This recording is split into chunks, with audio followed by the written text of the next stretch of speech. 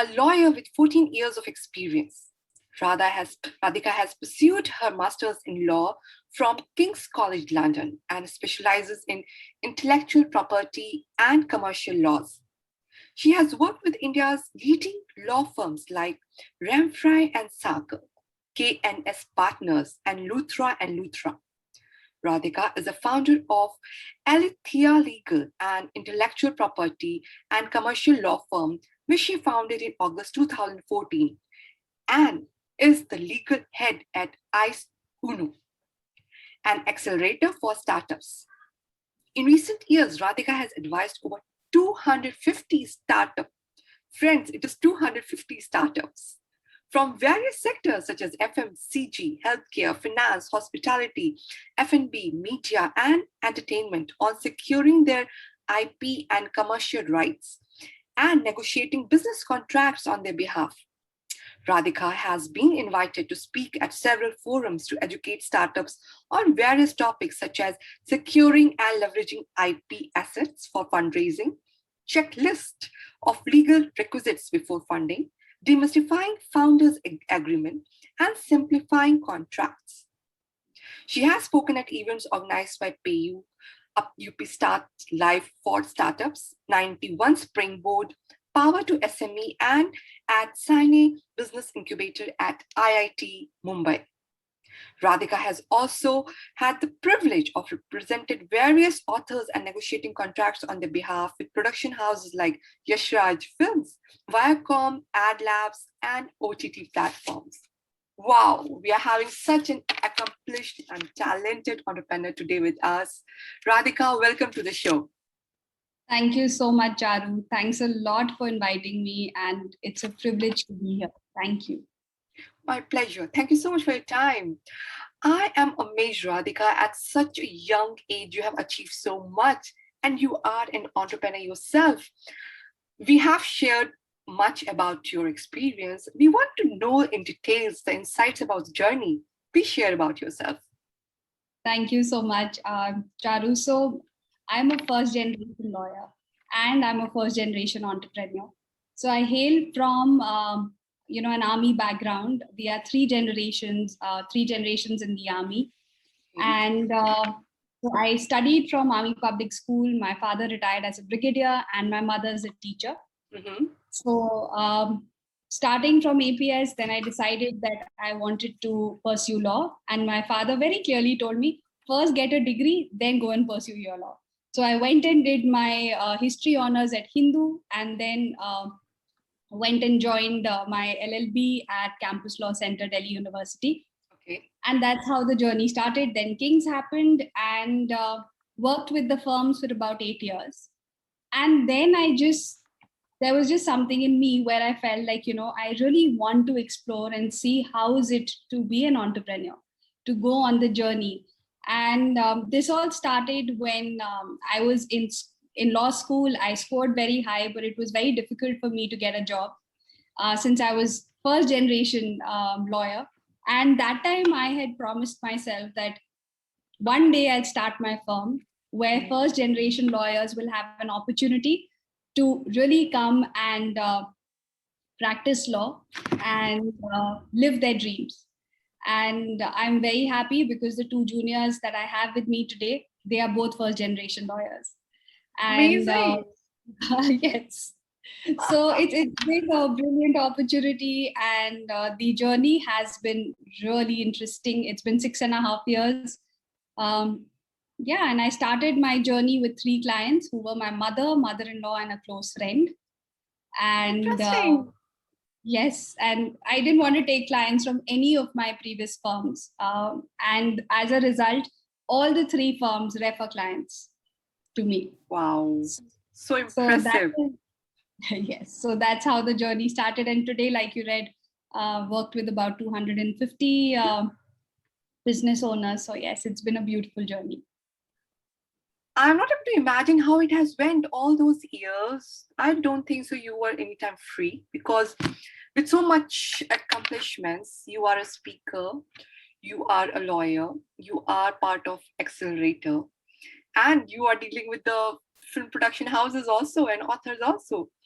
Life must be really interesting, Raddhika, I'm sure.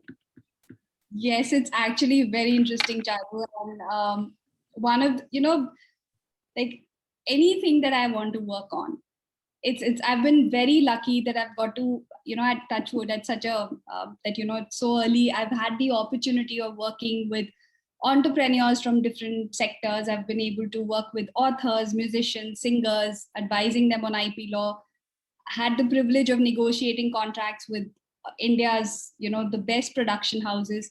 So it's been a very fruitful journey, and I really thank God every day for the opportunities that have come my way, and grateful to Beautiful. my clients for trusting me.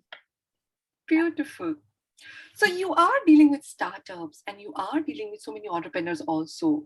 Can you share some insights when the startups should be approaching lawyers in their journey? Because That's mostly entrepreneurs are not having idea. So we love to hear from a lawyer that what should be the timing and why should they think? That's a brilliant question, Charu. I'm so glad you asked me that, because that is something which a lot of people ask, that when is the right time. So what I tell people is, the moment you think of an idea, that is the time that you need to go to a lawyer. From the beginning. Because, yes, because if you have an idea which is very innovative, which Okay. is maybe in the technological field, or even in the aspect of, so if I'm talking about technology, Yeah. then the lawyer can advise you on how you can safeguard that idea before you even disclose it to someone. Oh, They can okay. guide you on how to go about it. Suppose there is a musician or there is an author. Mm. The moment they create, they think of an idea in their mind, or they think of a story, that is the time they need to safeguard it before they go and approach someone else, before they approach a publishing house, before they approach a production house, before they go to a music company. They need to safeguard their copyright. Okay. And even from an e-commerce perspective, if you look at a startup that is in the e-commerce, they need to know something as simple as, okay, if I'm looking for funding, what is the right structure for me? Should I Okay. go for a private? Should I go for a sole proprietorship? Should I go for a private limited? Should I go for Mm-hmm. an LLC? Mm-hmm. What is the nature of corporate vehicle that I should go for?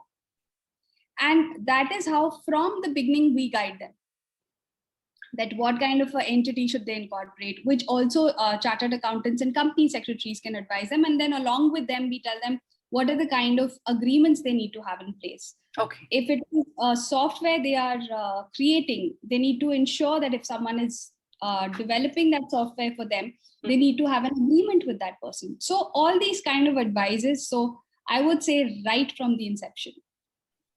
That's a very So important point you have mentioned, Radhika, because normally entrepreneurs are so much engrossed in their idea stage, and then there are so much things. I'm an entrepreneur myself, and I know that what's the journey of an entrepreneur, because we are wearing so many hats, and we have to give equal importance to all hats, and then we think it's not important from the beginning. So thanks for highlighting this. Entrepreneurs do take a note of it, that how important it is to make your idea strong, and that will be helping you to making your vision big. So lawyers have to be there from the beginning of your journey. Fantastic, Radhika. So now I'm curious to know about ICE Uno, the accelerator which you have mentioned, and you're part of it. We would love to know in details about it and what's your role there. uh, I'd love to share that, Charu. So ICE Uno, like I said, is a company that's engaged in offering unique acceleration programs to Okay. startups, entrepreneurs, and wanapreneurs.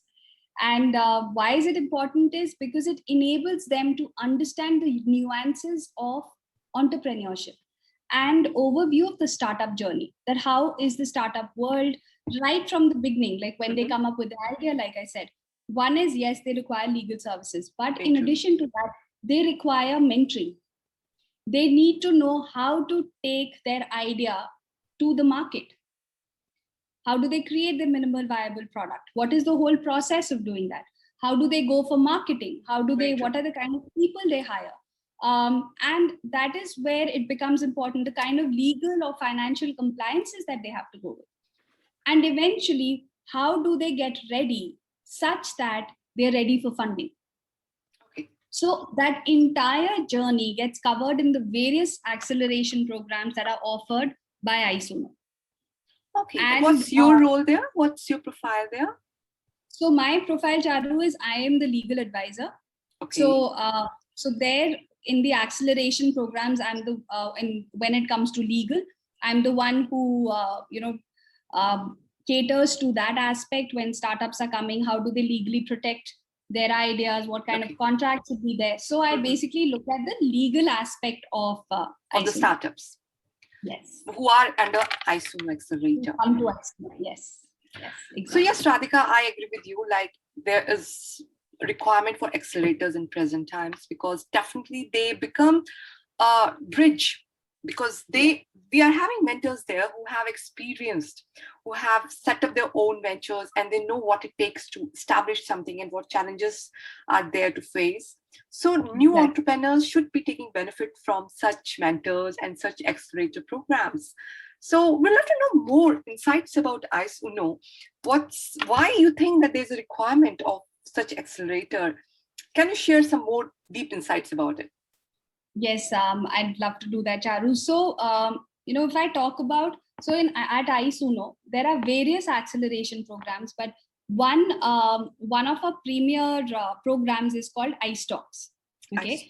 And iStalks is our talks, like I said. So they happen bi-monthly. These are bi-monthly sessions where we organize these sessions to basically cover topics ranging from mentoring, legal, finance, funding, HR, compliances, security, and other important aspects and other important nuances of the startup world.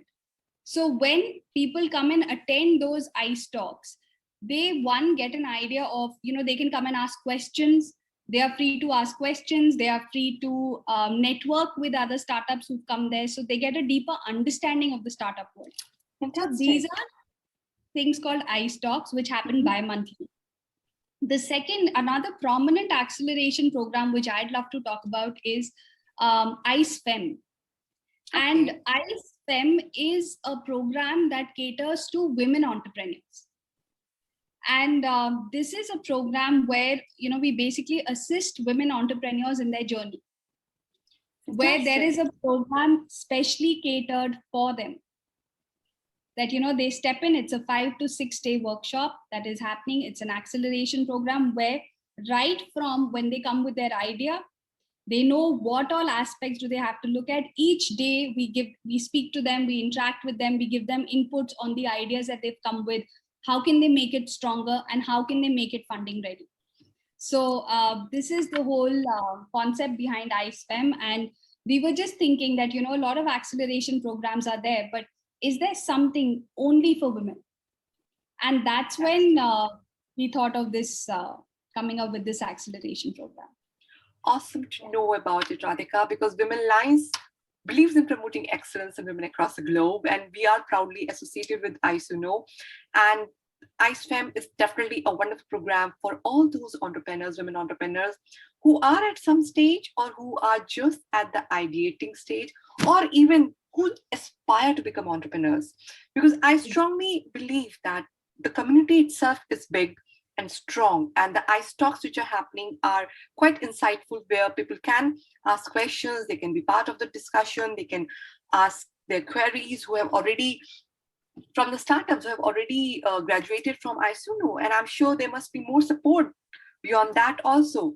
So it's a fantastic accelerator program, and it's awesome to know that at such young age, you are part of such wonderful program and you are providing your support and your services. And yes, friends, do take a note of all the links we'll be sharing in the content section. Do check out the website, do know more about Raddhika, and we believe that you have a very bright future, Raddhika. We would love to have some message for Womenlines audience. That's my last question to you. Please share some message with Womenlines audience. So Charu, my message for the Womenlines audience is that believe in your dreams. There is no big dream. There is no small dream. Just believe in yourself and your dreams will come true. And that there is an entire support system waiting for you out there. So just spread your wings, and we are all there to support you. So that's what I would.